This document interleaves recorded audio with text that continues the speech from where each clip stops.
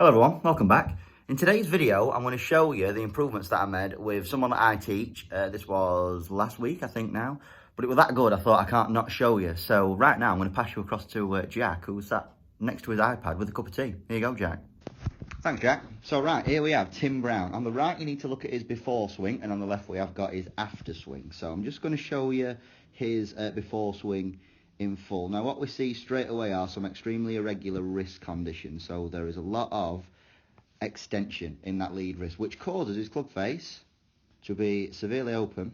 That's not a very good circle, but oh well. To be severely open at different points throughout his swing. I'm just going to take it a little bit further forward so you can see the usual characteristics of an open club face, which cause steepening of the shaft in the downswing. Look at that club face there. Absolutely wide open. A path which at the start of the lesson was going further left. The reason why we've popped these two balls down in this way is to improve Tim's path.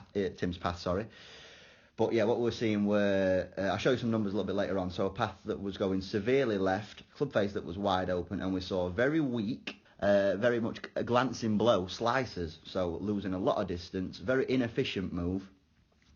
And we see big curves and very high, weak shots. So what did we change? We changed this lead wrist position. This one here. So we tried to take out all the extension, and we got Tim to flatten his wrist. This in turn would change the calibration of this club face. It will get it a lot stronger and more square to a path, which will mean that he would hit straighter, more efficient and longer shots. So let's have a look at his swing on the left now. You can see loft more turned down on the way back, which is a good sign already. As we get to the top of the backswing, you will notice that swing length has changed quite considerably. That is due in part to these new and improved wrist angles. So you can see we are a lot flatter in the left wrist now. And in turn, we have got a much stronger club face at the top of the backswing. My favourite thing about Tim's move now is that as we start to move it down, this shaft is a lot more shallow when compared to the old swing. So you can see how steep that gets and how wide open the face is.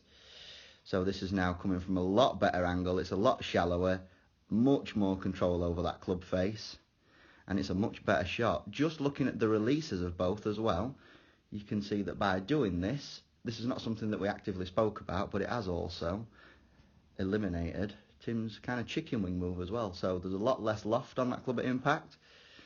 It's a lot more of a square blow instead of a glancing blow. And all in all, it's a much better shot despite the swing length looking a lot shorter.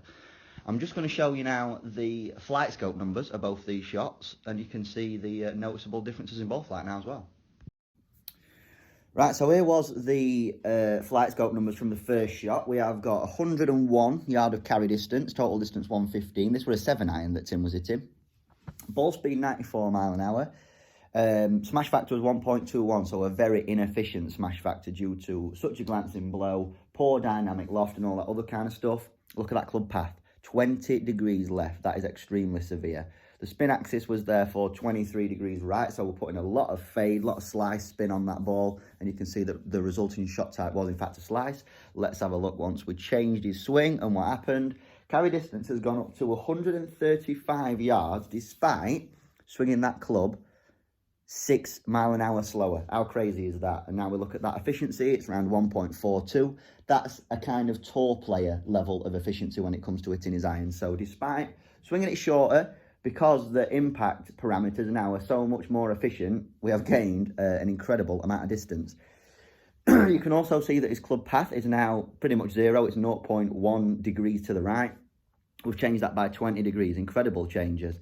Spin axis, therefore, has kind of flipped altogether. So we've gone from hitting a huge, weak, inefficient slice to now a really strong, flighted and powerful draw. So there you go. I'm sure you'll agree. Absolutely mint changes by Tim. So if you're wanting this kind of improvement in your golf game, all my contact details are in the description below. So make sure you're giving us a call, send us an email, all that kind of stuff. We'll get you booked in for a lesson.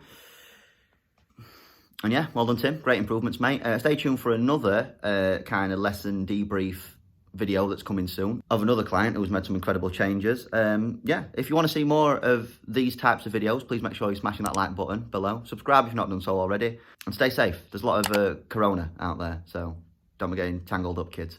Till next time, thanks for watching. Cheers.